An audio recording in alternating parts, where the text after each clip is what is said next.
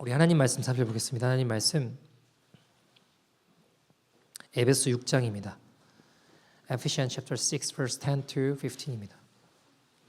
에베소 6장 10절에서 15절까지 말씀입니다. 우리 다 찾으신 줄 알고 한 절씩 교독하도록 하겠습니다. 끝으로 너희가 주 안에서와 그의 힘의 능력으로 강건하여지고 마귀의 관계를 능히 대적하기 위하여 하나님의 전신갑주를 입으라. 우리의 씨름은 혈과 육을 상대하는 것이 아니요 통치자들과 권세자들과 이 어둠의 세상 주관자들과 하늘에 있는 악한 영들을 상대함이라. 그러므로 하나님의 전신갑주를 취하라. 이는 악한 날에 너희가 능히 대적하고 모든 일을 행한 후에 서기 위함이라. 그런즉 서서 진리로 너희 허리띠를 띠고 의의 호신경을 붙이고 평안의 복음이 준비한 것으로 신을 신고. 아멘. 하나님의 말씀입니다. 제가 어릴 때 조금 유명한 브랜드 운동화들은 뭐 나이키, 아디다스, 뭐 리복, 프로스펙스 뭐 이런 것들이 있었습니다. 그런 브랜드 운동화를 사면 학교 와서 자랑하던 시절이 있었습니다. 뭐 아디다스 운동화 샀다고, 나이키 신발 샀다고 이렇게 자랑하던 때가 있었습니다. 저는 이제 당시 시장에서 혹시 월드컵이라고 들어보셨는지 모르겠는데 월드컵이라고 하는 그 시장 브랜드 운동화를 신고 다녔거든요. 근데 뭐 저는 특별히 그것 때문에 힘들진 않았어요. 괜찮았습니다. 왜냐하면 아디다스나 나이키 운동화들이 뭐 가격이 제가 신고 있는 시장 브랜드보다는 몇 배는 더 비쌀 텐데, 근데 그 값을 주고 제가 굳이 그거를 꼭 사야 되는 이유를 제가 발견을 못했어요. 무슨 차이로 그걸 내가 사서 신어야 되는지가 이해가 잘 안 됐어요. 제가 5학년 때인가요? 그러니까 축구를 좋아해서 처음으로 축구화를 샀습니다. 너무 기분이 좋았어요. 당연히 제 축구화는 월드컵이었습니다. 네. 그러니까 그거 신고 와가지고 축구한다고 좋아하니까 친구들이 조금 좋은 거 사서 신으라고 뭐 나이키나 아디다스나 이런 축구화 신으면 좋지 않냐고. 근데 저는 그냥 그 제 시장에서 산 이 축구화가 발에 잘 맞고 편하고 저는 좋았어요. 지금도 뭐 물론 월드컵이라는 그 시장 브랜드가 있는지 없는지는 존재하는지는 잘 모르겠습니다. 근데 물론 한켠에 좋은 브랜드의 운동화를 사고 싶은 마음도 제 안에 있었어요. 그때도 제 기억이 맞으면, 기억이 정확하진 않지만 뭐 나이키나 아디다스나 이런 운동화들은 한 돈 10만 원 했던 것 같아요. 여기로 따지면 돈 100불 했다라는 거죠. 근데 사고 싶은 마음도 있지만 동시에 제 마음에 그만한 값을 주고 내가 그 신발을 사서 신어야 될 이유를 잘 모르겠더라고요. 그러니까 남들이 신으니까, 남들이 나이키 신고 남들이 아디다스 신으니까 나도 따라 신어야 된다라는 것으로는 제가 설득이 안 됐어요. 제 스스로가. 남들 신는데 내가 왜 신어야 되지? 다들 좋아하고 신으니까 내가 따라 신어야 된다라고 하는 게 저는 그게 제 스스로 납득이 잘 안 됐던 것 같아요. 이해가 잘 안 됐습니다. 만약 제가 운동선수였다면, 뭐 제가 육상을 했다거나 뭐 축구를 했다거나, 만약 제가 그런 운동선수였다면 제가 뭐 알바를 하든 무슨 수를 써서라도 비싸도 더 좋고 기능이 좋은 운동화를 사서 신으려고 했을 겁니다. 근데 저는 기껏 해봐야 친구들이랑 취미로 축구하는 정도였습니다. 운동선수 한 적이 없습니다. 필요하면 좋은 운동화 신어야 된다고 생각합니다. 그만큼 발을 잘 보호하고 부상을 또 막고 발을 편하게 해주고 운동함에 있어서 정말 그 기능을 원활하게 발을 또 운동하는 그 능력치를 최대한 잘 끌어올릴 수 있다면 좋은 운동화 신어야 된다고 생각합니다. 그만큼 튼튼하고 좋은 운동화이기 때문이겠죠. 제가 실제로 본 신발 중에 제일 튼튼한 건 그 캐나다 포스 일하는 분들 보니까 쇠가 떨어져도 이렇게 문제가 없을 것 같은 그런 신을 신고 일을 하시더라고요. 왜 그런 신을 신을까 생각해 보니까 택배나 이런 거 보면 작은 물품도 있겠지만 크고 무거운 것도 있잖아요. 그거 나르다가 발에 찍으면 얼마나 큰 부상을 입겠습니까? 그래서 거기서 나오는 신을 보니까 진짜 튼튼하더라고요. 보니까 뭘로 찍어도 크게 부상당할 것 같지 않은 아주 튼튼하고 좋은 신발 같았습니다. 그렇게 발을 잘 보호하는 신발 같았습니다. 여러분, 우리가 지금 하나님의 전신갑주를 살펴보고 있어요. 이 마지막 때에 사단의 공격들, 사단의 전략들, 사단의 어떤 이 공격들을 우리가 어게인스트 하기 위해서 하나님의 전신갑주를 입어야 되죠. 우리가 좀 쭉 살펴보고 있는데 한번 생각해 보면 좋겠어요. 여러분, 방패도 들고 있어요. 칼도 들고 있어요. 투구도 쓰고 있어요. 흉배도 붙이고 있어요. 그런데 딱 보면 야, 진짜 저렇게 싸우면 이길 것 같다. 엄청나게 좋아 보인다. 엄청나게 멋있어요. 잘 싸울 것 같아요. 그런데 만약에 신발을 안 신었어요. 맨발이에요. 5발자국 가다가 가시가 있는데 발을 밟았어요. 발에 가시를 밟았어요. 어떻게 될까요? 멋있게 쫙 차려고 있는데 전혀 그 멋있는 모습은 온데간데 없이 발을 붙잡고 땡바닥 구를 거 아닙니까? 아, 그리고 구를 거 아닙니까? 여러분, 발을 보호하지 않으면요, 아무리 좋은 갑옷을 입고 있다고 해도 제대로 싸울 수가 없어요. 전투력을 상실할 수밖에 없습니다.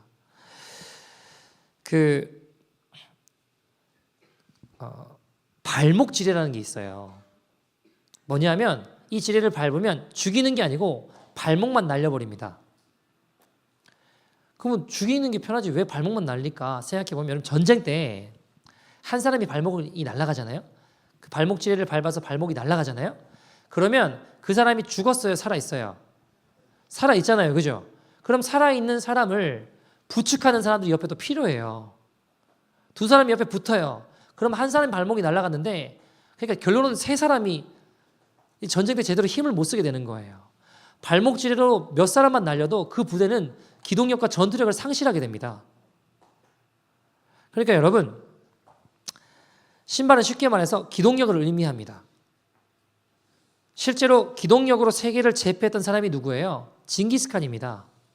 여러분, 징기스칸의 군대의 기동력이 어마어마했어요. 징기스칸은 실제로 군대의 기동력이 군대의 생명이다라고 여겼습니다. 당시 유럽 군인들은 군장이나 이 무장하는 게 한 60-70kg 됐거든요. 근데 징기스칸은 그거를 개인 군장의 무게를 10분의 1로 줄였습니다. 그리고 전투를 하고 말을 타고 달려가고 했었죠. 실제로 여러분 좋아하는 그 비프 저키, 육포 같은 것도 이때 이 친구들이 징기스칸이 전쟁 어떤 그 식량으로 만든 거거든요. 그래서 그거를 가볍고 편하게 보관이 용이하고 전쟁할 때 이 식량으로 충당할 수 있는, 여러분 전쟁할 때 제일 중요한 것 중에 하나 보급로잖아요. 보급로 끊어지면 다 죽거든요.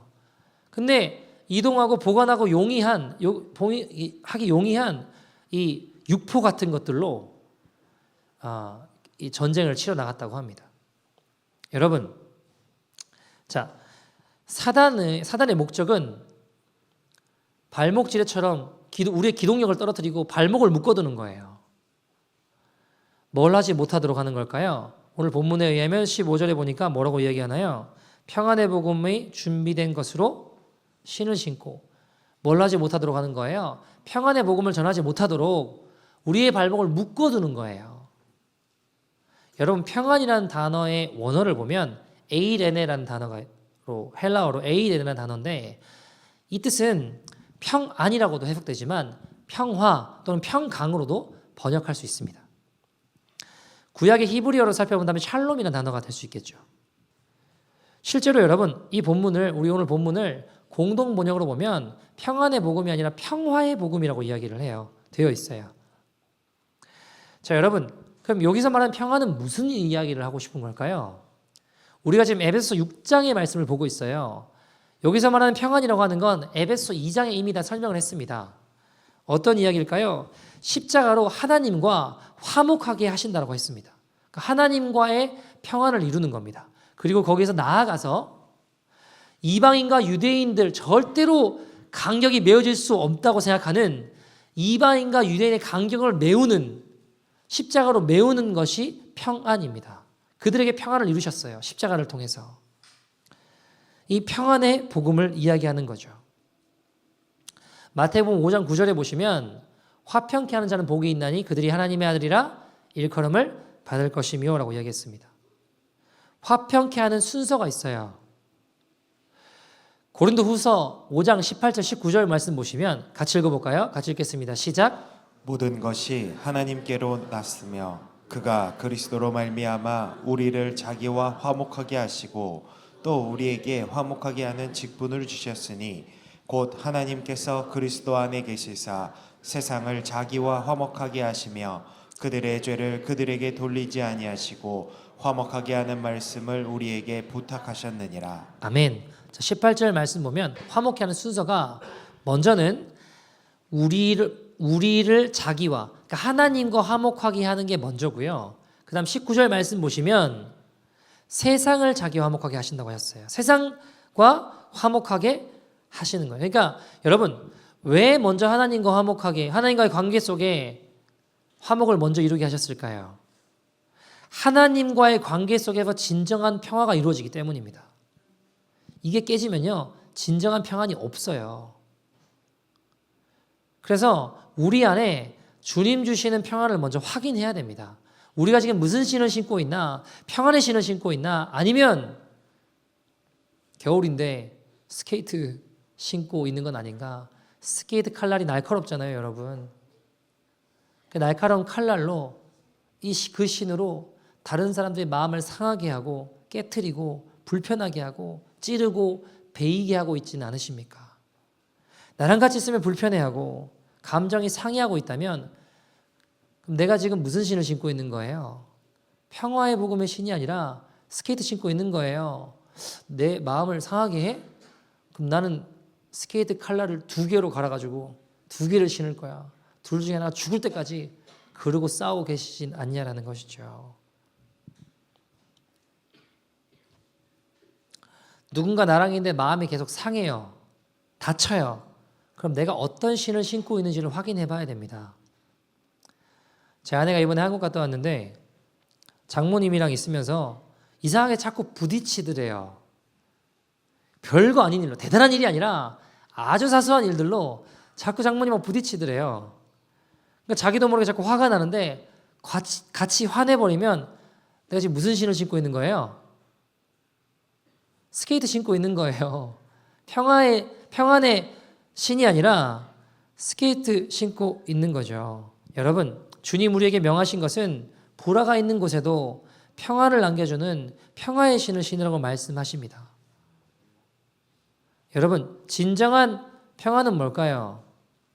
진정한 평안은 여러분 당시 로마가 무력으로 힘으로 지배하고 다스렸습니다. 무력과 힘과 권력이 안겨주는 평화가 있어요. 그건 진정한 평화가 아닙니다. 근데 사람들은 그것을 쫓아갑니다. 여러분, 사람이요 돈 없이 살 수는 없어요. 그러나 돈이 행복하게 해주는 것은 아닙니다. 오히려 가난해도 행복한 길이 있습니다. 진정한 평안은 십자가가 주는 평안입니다. 예수님 친히 뭐라고 하셨나요? 요한복음 14장 27절 같이 읽어볼까요? 시작. 너 평안을 너희에게 끼치노니 곧 나의 평안을 너희에게 주노라. 내가 너희에게 주는 것은 세상이 주는 것과 같지 아니하리라. 너희는 마음에 근심하지도 말고 두려워하지도 말라. 아멘, 아멘. 자, 예수님 주시는 평안은 세상이 주는 흔한 거라고 이야기하시죠? 뭐라고 이야기하세요? 세상이 줄 수 없는, 세상이 도저히 가질 수 없는, 비교할 수 없는 평안은 바로 주님 주시는 평안입니다. 그 평안을 받으면 마음의 근심도 두려워할 필요도 없다라고 성경은 이야기하고 있습니다. 그 평안 안에 거할 때 우리는 근심하지도 두려워하지도 않는 것입니다. 여러분, 우리의 발에 무엇을 신느냐는 사실 우리에게 이 발이요 상징하는 게 우리의 주도권을 상징합니다. 하나님께서 모세에게 나타나셔서 출애굽기 3장 5절에 뭐라고 하시나요? 내 발에 신을 벗으라 라고 얘기하시죠. 같이 읽어볼까요? 시작. 하나님이 이르시되 이리로 가까이 오지 말라. 내가 선 곳은 거룩한 땅이니 내 발에서 신을 벗으라. 여기서 발은 주도권을 상징합니다. 무슨 말일까요? 내가 원하는 대로 가겠다라는 거예요. 내 생각, 내 자아, 내 의지, 내 욕심, 그걸 의미하는 것이죠. 그래서 이 말씀은 우리의 주도권을 내려놓으라는 거예요. 내 발에 신을 벗으라고 하는 건 내 주도권을 내려놓고 내 신을 벗고 주님 신겨주시는 신을 신으라는 겁니다. 여러분, 우리가 여호와 유월절인가 찬양 보면 그런 가사가 있잖아요. 세상의 신을 벗고서 주 보좌 앞에 엎드리니, 세상의 신을 벗고서 주님 보좌 앞에 엎드려 십자가가 주는 평안을 누리라는 것입니다. 여러분, 우리가 이 평안의 신을 신고 이 신을 신지 않은 이들에게 다가갔으면 좋겠어요. 이 신이 없는 이들에게 다가갔으면 좋겠습니다. 다가가서 죽어가는 사람들에게 가서 우리 주님이 함께 하신다. 우리 아버지 하나님이 계신다. 예수님을 소개하고 예수님 주시는 평안을 맛볼 수 있도록 나아가는 것입니다. 여러분, 복음은요, 때를 얻든지 못 얻든지 주의 말씀 전하러 가셨어요. 여러분, 보세요. 우리가 복음을 전한다, 전도한다 라고 하는 건 분명히 다른 영혼들을 살릴 수 있는 것이지만 사실 더 나아가면 우리 자신을 영적으로 무장시키는 거예요. 여러분, 전도하고 복음 전하다 보면 하나님 주시는 은혜와 능력을 맛볼 때가 있어요, 없어요? 있어요. 그 은혜를 맛보면 더 복음을 전하고 싶다고요. 내게 일어난 복음의 능력을 경험하고 나면, 내 안에 주시는 기쁨을 맛보고 나면, 내 안에 주시는 세상이 줄 수 없는 평안을 맛보고 나면 그 은혜를, 그 평안을 전하고 싶어진다고요. 여러분, 하나님 주시는 기쁨이 있습니다. 십자가 교회도 보면 아프리카 선교한다고 우리의 재정을 그곳으로 흘려보내잖아요. 한 번 넣으면 여러분 힘껏 놓습니다.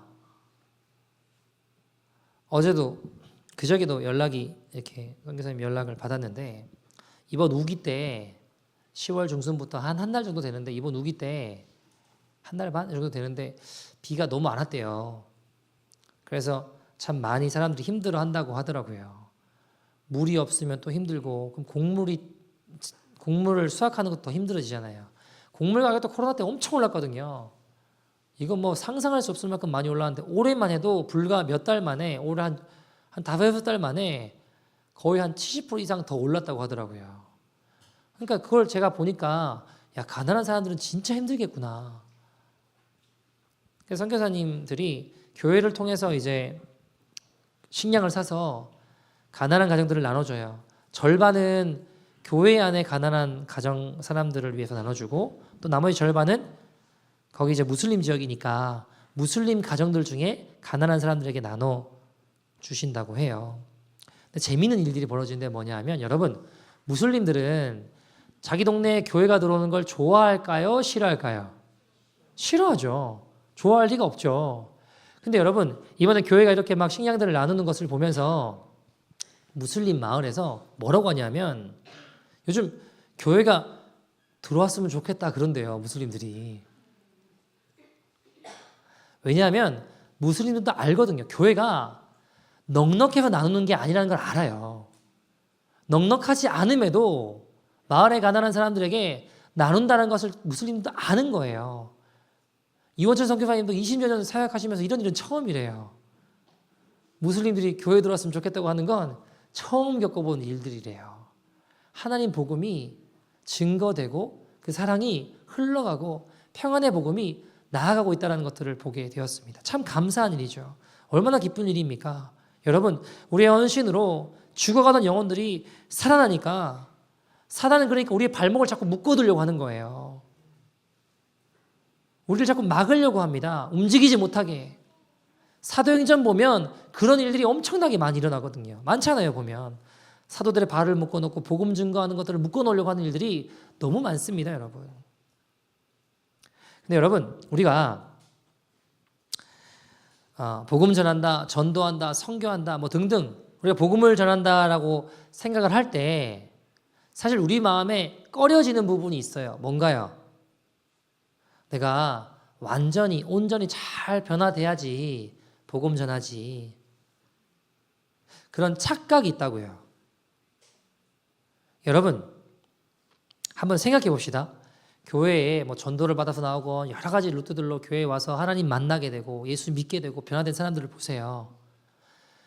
그 사람들 전도 온 사람들이 정말 다 온전히 변화됐기 때문에 예수 믿게 됐나요? 그런 경우도 있겠지만 그렇지 않은 경우가 더 많더라고요. 제가 보니까. 어떻게 이상하게 친구 따라왔다가 부족하지만 미약하지만 그 영혼을 향한 간절히 기도하는 눈물을 주님 보시고 역사하시는 경우들이 더 많더라고요. 여러분 제가 곰곰이 생각해 봤거든요. 예전에는 예수를 믿는다, 교회를 다닌다 그래가지고 막 핍박당한 아내를 핍박하고 심지어 두들겨 패고 이런 일들도 있었어요. 그래서 옛날에는 보면 아내가 교회 갔다 그러길래 또 두들겨 패려고 잡으러 교회 왔다가 하나님 은혜 경험하고 예수 믿고 변화되는 경우들도 있었어요. 그냥 어떻게 놀러 왔다가 예수님 믿게 되는 사람들도 있었어요. 그뿐만 아니라 제가 아는 어떤 분은 집 키를 안 들고 나가서 그 어머니가 교회에서 기도하고 계신데 집 키 받으러 이렇게 교회 와서 기도하고 계신데 집 키 받아서 나가는데 주님이 돌아섰는데 뒤에다가 주님이 말씀하시더래요. 그래서 예수 믿게 된 분도 계십니다. 여러분 심지어 자기를 전도한 친구는 교회에 없고 그 친구는 세상으로 가고 자기만 교회에 남아서 예수 믿은 사람들도 봤습니다. 여러분 사도행전에 보면 모여서 예배드린다, 뭐 구제한다라고 해서 로마가 이 크리스천들을 핍박하지 않았어요. 구제할 때는 오히려 칭찬했습니다. 대단한 사람들이라고 박수를 보냈습니다. 근데 언제 핍박받았나요? 그들이 돌아다니면서 뭐 할 때요? 복음 전할 때 예수님의 이름을 증거할 때부터 핍박이 시작됐다고요. 여러분 더 놀라운 사실은 그때 제자들이 뭐라고 이야기하나요? 핍박하니까 아유 그래 우리 좀 그만해야겠다 했나요? 사도행전 4장 20절 제자들이 이렇게 이야기했어요. 같이 읽어보죠. 시작. 우리는 보고 들은 것을 말하지 아니할 수 없다. 우리는 보고 들은 것을 말하지 아니할 수 없다. 우리가 본, 우리가 경험한, 우리가 예수 그리스도를 말하지 아니할 수 없다. 우린 그분을 증거할 수밖에 없다. 라고 이야기하는 거예요. 여러분 말했기 때문에 핍박당했고 말했기 때문에 잡혀갔다는 겁니다. 우리도 계속해서 외쳐야 돼요.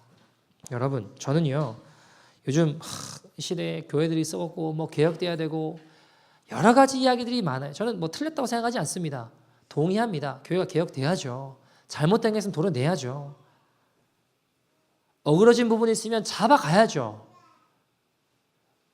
회개해야 된다. 회개해야죠. 개혁해야 된다. 좋다 이거예요. 근데 여러분 그거 하기 때문에 지금은 교회를 갱신하고 개혁해야 될지 전도할 때가 아니다. 저는 이 말엔 동의하지 않아요. 전도하면서 하면 되죠. 복음 전하면서 하면 되죠. 복음 전하면서 도려내고 개혁하고 복음 전하면서 회개하고 복음 전하면서 하나님 기뻐하시는 것들을 변화시켜 나가면 되죠. 복음 전하는 건 스탑시키고 이거 해야 될 테니까 다른 거 하자. 저 그 말에 동의하지 않아요. 오히려 사단의 전략인 것 같습니다. 여러분 복음 전하지 않으면 교회는 힘을 잃어요. 여러분 전도하면서 복음 전하면서 개혁해야 되고 복음 전하면서 회개해야 됩니다. 그때 교회가 건강해져요. 그렇지 않으면 교회는 굳어질 수밖에 없습니다. 여러분 흐르는 물은 썩지 않습니다. 근데 물이 고여 있으면요 썩어요. 복음은 예수 그리스도의 사랑과 생명은 증거되어져야 돼요. 흘러가야 되는 겁니다. 여러분 기쁨이라고 하는 것도 나눌 때 배가 되잖아요. 그죠? 여러분 공부한다고 하는 것도 써먹으려고 공부하는 거예요. 결국에는 쓰려고 공부하는 거지 공부하고 그칠 거면 왜 하겠어요? 복음도 마찬가지입니다. 복음도요 내 안에 이루어진 복음이 내 안에 있을 때는 그 복음이 한 7, 80%밖에 되지 않아요. 근데 그걸 나가서 증거하고 그 사랑을 나눌 때 그 복음이 완성되는 거예요. 여러분, 우리가 복음 전하다 보면 이상하게 마음이 뜨거워지고 하나님 은혜를 경험할 때가 있어요.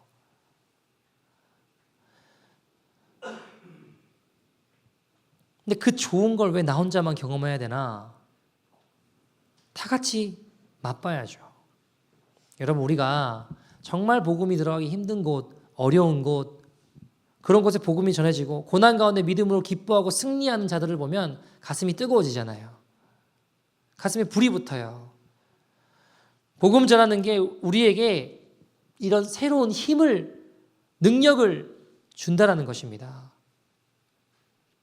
여러분, 복음은 계속해서 움직여야 합니다. 머물러 있어서는 안 됩니다. 그럼 복음을 누가 움직일 수 있냐? 제가 가만히 보니까 삶 속에서 하나님과 깊은 만남이 있는 사람이 복음을 움직이더라고요. 여러분, 전도라고 하는 거, 복음을 전한다고 하는 거는 어떻게 보면 훈련은 아닌 것 같아요. 그러니까 도움은 될 수 있어요. 뭐 전도 폭발이든 뭐든 도움은 될 수 있지만 진짜 복음 전한다고 하는 건, 복음이라고 하는 건 목마름 같아요. 목마름 있으면 찾게 되고 전하게 되더라고요. 제가 한 번은 한국에서 지하철에서 전도를 하는데 막 이제 복음을 전했죠. 쭉 걸어가면서 다음 칸으로 가면 복음 전하는데 어떤 분이 일어나더니 막 욕하시더라고요. 가만히 좀 있으라 그러면서 막 욕하더라고요. 제가 죄송합니다 하고 그 다음 칸 또 했어요. 가서 복음 전했죠. 어떤 분이 막 더 성질내는 분도 있고 화내는 분도 있고 막 그러시더라고요. 여러분, 저도 사람이에요. 칭찬받고 싶고 좋은 말 들으면 좋고 행복합니다. 근데 제가 막 욕먹고 손가락질 당하는데 왜 복음 전할까요? 왜 복음 전할까요? 여러분, 디모데후서 2장 3절 4절 보시면 이렇게 이야기해요. 같이 읽어볼까요? 시작. 너는 그리스도 예수의 좋은 병사로 나와 함께 고난을 받으라. 병사로 복무하는 자는 자기 생활에 얽매이는 자가 하나도 없나니 이는 병사로 모집한 자를 기쁘게 하려 함이라. 왜 하냐면요, 모집한 자를 기쁘게 하고 싶어서요. 저를 병사로 군사로 부르신 하나님을 기쁘게 하고 싶으니까 하는 거예요. 병사로 다니는 자는 자기 생활에 얽매이는 법이 있대요, 없대요? 없다라고 성경은 이야기합니다. 그리스도의 좋은 군사로 예수님과 함께 고난을 받으라고 하셨어요. 여러분, 우리 인생에 예수님을 따라가는데 고난이 없다? 그럴 수가 없어요. 예수님 따라가면 그분과 함께 고난의 자리도 함께 가는 거예요. 여러분, 진돗개는 주인을 위해 생명을 바칩니다. 그죠? 평생 한 주인만을 섬기며 변함없이 한결같이 충성합니다. 저는 이 모습이 우리들의 모습이 되어야 한다고 생각합니다. 하나님만 섬긴다고 말은 하지만 혹시 자존심이라고 하는, 내 자아라고 하는, 내 창피함이라고 하는 다른 주인도 섬기고 계시지는 않으십니까? 예수님만이 나의 주인입니다 라고 이야기하지만, 입술로 고백하지만 삶의 이면에는 온갖 더러운 죄악들 우상 삼아 살아가고 계시지는 않으십니까? 우리가 이런 모습을 벗어버려야 된다는 겁니다. 왜요? 모집한 자를 기쁘시게 하기 위해서. 한 주인만 섬기는 저와 여러분 되기를 소원합니다. 그래야 우리의 신앙이 건강해져요. 여러분, 복음 전할 때요, 주님 주는 기쁨이 있어요. 은혜가 있습니다. 제가 지하철에 이렇게 막 타고 전도하고 욕먹고 가다가 다음 칸 넘어갔는데, 전도를 하는데 어떤 청년이 오더니 샌드위치하고 음료수를 주더라고요. 물론 그러면서 이제 고맙다고 끝까지 승리하시라고 이야기하더라고요. 물론 아침을 못 먹기 때문에 먹을 게 생겨서 기쁜 마음도 있지만, 그거보다 고맙다고 끝까지 승리하라고 하는 말이 꼭 우리 주님이 해주시는 말 같아서 기뻤어요. 주님이 고맙다고 끝까지 승리하자고 하시는 것 같아서 참 기쁘더라고요. 세상을 다 얻은 것 같더라고요. 여러분, 노방전도를 하고 뭐 친구들 전도하고 뭐 어쨌든 우리가 그리스도의 사랑을 전할 때 어려움이 있을 수 있어요. 토요일에 전도하다 보면요, 노방전도 막 복음 전하다 보면 가운데 손가락을 열심히 날리는 분들이 있습니다. 근데 여러분 그때 주님 주시는 기쁨도 있어요. 가운데 손가락을 날리는 분도 있지만 엄지척하고 가시는 분들도 꽤 계시고요. 여러분 제가 목회를 하다 보니까 교인이 몇 명이 되냐 그렇게 중요하진 않더라고요. 50명이건 100명이건 1000명이건 사람들 봤을 때는 세상이 봤을 때는 그게 중요한 걸 수 있는데요. 숫자 바뀌는 거지 뭐가 다르겠습니까? 중요한 거 하나님 뭐라고 말씀하시냐 중요한 거 아니에요? 예를 들어 여러분 제가 1000명을 목회를 하는데 천국 2명 갔어요. 그럼 그건 책망받을 일이라고요. 그렇지 않겠습니까? 여러분 그럼 저 목회하는 게 너무 행복하거든요. 너무 좋아요 목회하는 게. 제 가슴을 왜 이렇게 뛰게 하고 왜 이렇게 좋게 하는 게 뭘까요? 교인이 몇 명이 됐다가 아니라요. 하나님과 만나는 만남이 저를 기쁘게 한다고요. 그 은혜가 제 안에 넘치니까 그게 너무 행복한 거예요. 그게 능력입니다. 하나님 앞에 기도할 때 주시는 그 은혜들, 하나님 주시는 능력들, 주님 주시는 감격들, 하나님과의 만남을 사모하는 뜨거움들. 여러분 모세가 시내산에서 하나님의 영광을 보았습니다. 그리고 그 다음 곧바로 모세가 엎드려 하나님 앞에 뭐라고 기도하냐면 출애굽기 33장에 주님의 영광을 보여주십시오라고 기도해요. 우리 그런 생각할 수 있죠. 아니 한번 봤으면 됐지. 뭐 또 보여달라고 하나 하나님의 영광을. 여러분 주님의 영광을 본 자는 그 기도를 할 수밖에 없어요. 정말 주님의 영광을 보면 다른 것이 보이지가 않아요. 그 영광을 또 맛보고 싶은 거예요. 그러니까 그 맛을 보고 나면 그럴 수밖에 없는 거예요. 여러분 예수 믿는 사람을 정말 예수 믿는 사람들을 보세요. 고난 가운데보다 기쁘다고 해요. 말이 안 되잖아요. 고난 가운데 왜 기뻐요? 사도들은 예수의 이름 때문에 능력받고 어려움 당하심을 합당한 줄 여긴 것을 기뻐했다고 이야기를 해요. 기쁜 척하는 게 아니고 정말 기쁜 거예요. 왜요? 고난을 이기고 참된 기쁨을 맛보게 하는 능력이 그들 안에 있기 때문입니다. 뭐든지 다 이길 것 같아요. 뭐든지 다 하나님 뜻이라고 하고 다 극복하고 항상 기쁘고 항상 감사하다라고 입에 달고 살아갑니다. 그런데 여러분 왜 교인들 안에 교회 안에 문제가 되는가? 왜 그럴까요? 이 하나님에 대한 기쁨, 하나님에 대한 감격, 하나님의 영광을 맛보는 하나님 만남에 대한 사모함 이런 것들이 사라지게 되니까 교회가 무력해지고 교회가 위기 가운데 빠지는 겁니다. 여러분 모세 보시면요. 신명기 34장 10절에 보시면 이렇게 이야기해요. 같이 읽어볼까요? 시작. 그 후에는 이스라엘 모세와 같은 선지자가 일어나지 못하였나니 모세는 여호와께서 대면하여 아시던 자요. 여러분 모세의 강력한 힘의 원천이 어디에 있느냐? 바로 여기에 있었습니다. 하나님과 대면하였다. 페이스 투 페이스. 하나님과 친밀하게 그 은혜를 맛보며 주님의 영광을 맛본 거예요. 그런 경험이 있으면 강해질 수밖에 없습니다. 그런 경험이 있으면 이길 수밖에 없어요. 여러분 예배 가운데 회개의 은혜를 경험하고 하나님의 은혜를 경험하고 변화되는 일들 그 은혜들을 맛보잖아요. 그러면 예수님을 또 생각해요. 예수님을 또 생각해요. 예수님을 또 생각하게 됩니다. 그게 고역일까요? 억지로 막 예수님 생각하는 걸까요? 아니요, 여러분. 기쁨입니다. 좋아서 하는 거예요. 예배에 대한 사모함이 있어요. 왜요? 하나님과 만남에 대한 사모함이 있기 때문입니다. 하나님과 가까이 지내는 몸부림이 있어요. 왜요? 그 가운데 하나님의 마음을 알게 돼요. 하나님의 심정을 알게 돼요. 그러면 그 주님 향해 예수님 전하기 위해 나아가게 되더라는 겁니다. 하나님 마음이 어때요? 죄인을 향한, 잃어버린 영혼을 향한, 잃어버린 양을 향한 주님의 애타는 심정을 경험하게 되면 복음을 전하지 말라고 해도 전하게 된다고요. 여러분, 그러니까 중요한 건 하나님을 가까이 하고 하나님을 만나는 것을 통해서 어디까지 가야 돼요? 복음을 전하고 증거하고 전도하고 선교하고 까지 나아가는 거예요. 근데 여러분, 우리가 교회가 무엇을 놓쳤을까요? 하나님과의 만남으로부터 시작되는 것이 아니라 다른 불순물들이 동기가 돼서 자리매김, 우리 마음 가운데 자리매김했다는 게 문제라는 겁니다. 다른 물술무들의 마음을 빼앗겨서 교회에 와도 그저 내 안위와 내 도움에 필요한 알라딘 램프 진위 정도로 하나님을 전락시켜 버리니까 교회가 복음의 본질을 잃어버리게 되는 겁니다. 여러분, 우리가 무엇에 집중해야 될까요? 하나님과의 만남입니다.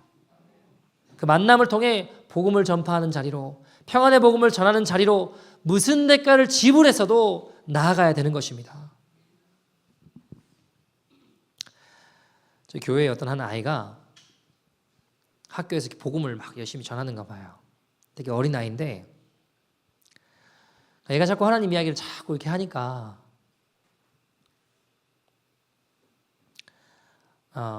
친구들 가운데 그래, 그럼 나도 하나님 믿고 싶어. 어떻게 해야 돼? 이렇게 물어본 애도 있고요. 근데 여러분, 애들은 그렇게 복음 전하고 듣고 경험하고 알지만 그걸 들은 예수님 안 믿는 부모들은 다 좋아하는 건 아닐 거 아니에요. 그죠? 싫어하는 부모가 있을 수 있는 거 아닙니까? 그러니까 학교에다가 리포트를 하는 거예요. 얘 막 이런다고 그러고 막 리포트하고 못하게 해달라 그러고. 그러니까 놀이터에서 놀면서도 전도해요. 하나님 살아계시다고. 놀이터에 놀면서도 하나님 막 전해, 예수님 막 전해요. 복음 전해요. 그러니까 놀이터에 놀다가 학부모들이 얘의 모습을 보고 그게 이제 싫은 부모도 있을 거 아닙니까? 그러니까 막 다른 부모들 부축해서 다 리포트하자고 뭐 이러는 부모들도 있고.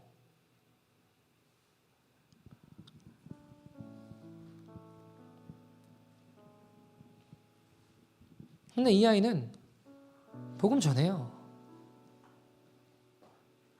여러분, 이 아이는요, 예배 때 여기서 예수님을 보기도 해요. 왜 그럴까요? 예수님 전하기 위해 대가를 지불하니까. 여러분, 이 아이에게 예수님 전하는 게 힘들까요? 그 아이에게는 기쁨입니다. 이 땅을 살아가는 이유입니다. 여러분, 부모가 머뭇거리지 아이들은 머뭇거리지 않아요. 자기는요, 이미 자기 친구를 전도할 계획을 다 짜고 있어요. 이미.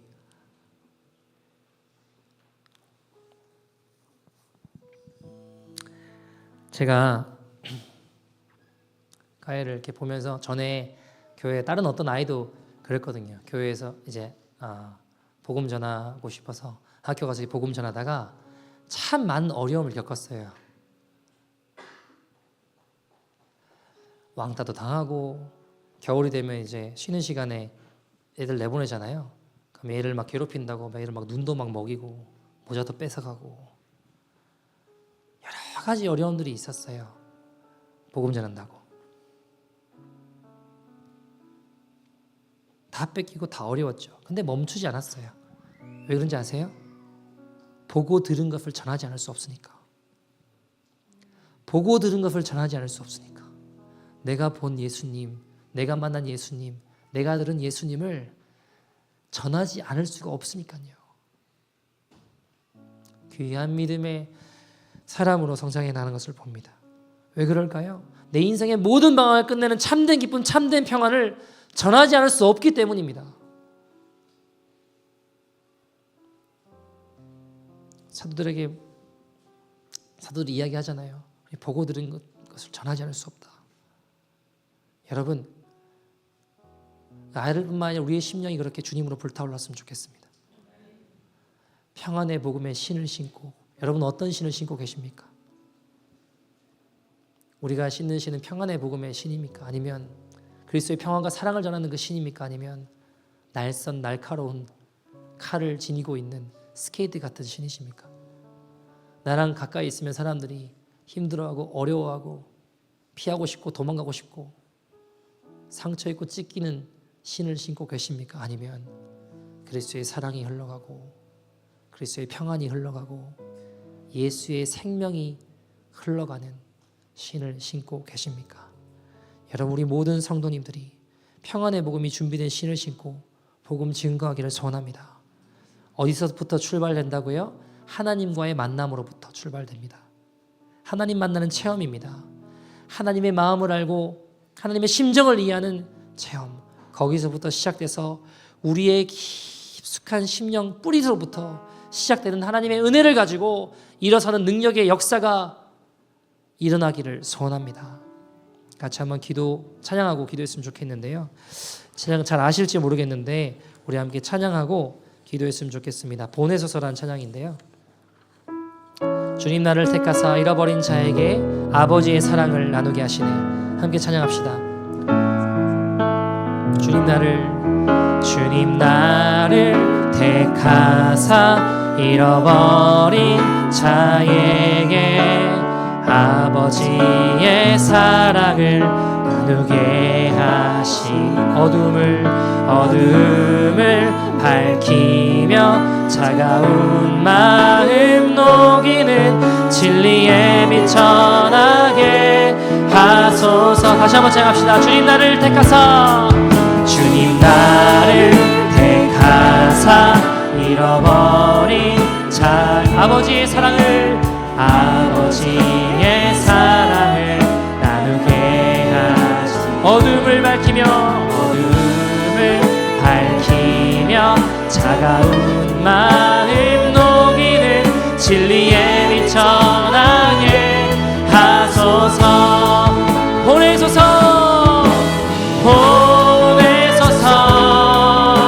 시련이 찾아올 때도 주님의 눈물 기억하게 하소서.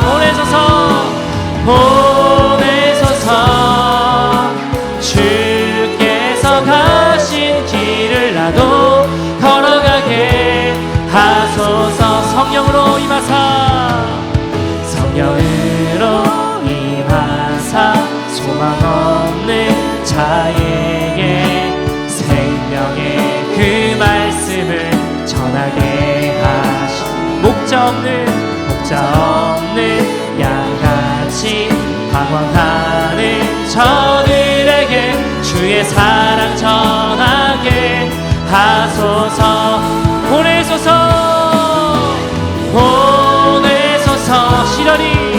시련이 찾아올 때도 주님의 눈물 기억하게 하소서. 보내소서 주께서 가신 길을 나도 걸어가게 보내소서. 시련이 찾아올 때도 시련이 찾아올 때도 주님의 눈물 기억하게 하소서. 주께서 가신 길을 나도 걸어가게 주가 일하시네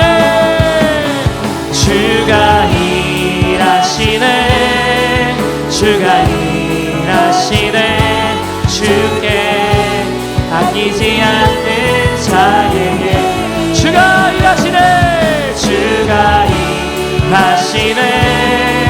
주가 신뢰하며 주의 복음 들고 걷는 자들에게 걷는 자 주가 일하시네 주님 평안의 신을 신고 평안의 복음의 신을 신고 주님 앞에 나가는 자들 가운데 주님이 일하십니다. 주가 일하시네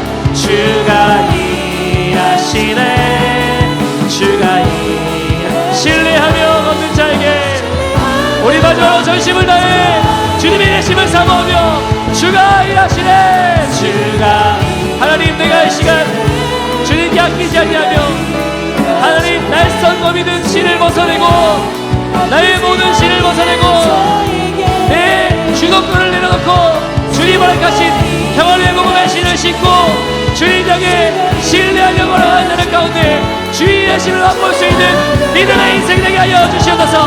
우리 다같이 주의 이름 부르고 동서로 기도합니다. 주여